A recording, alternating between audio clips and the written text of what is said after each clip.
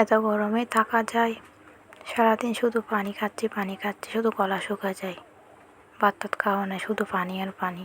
দেখেন সন্ধ্যা হয়েছে, খিদে লাগতেছে বেশি, কিন্তু গরমের কারণে কিছু খেতে ইচ্ছা করতেছে না।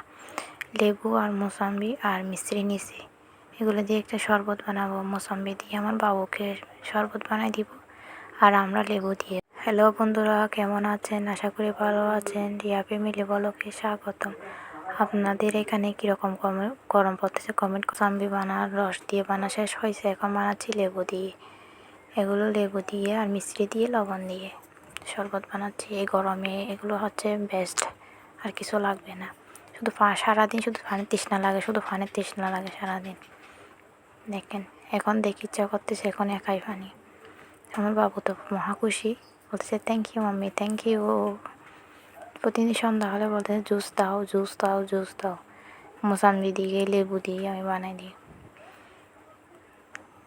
টাটা বন্ধুরা, আমার ভিডিওটি কেমন লাগে লাইক কমেন্ট শেয়ার করবেন, সাবস্ক্রাইব করে দিবেন। টাটা।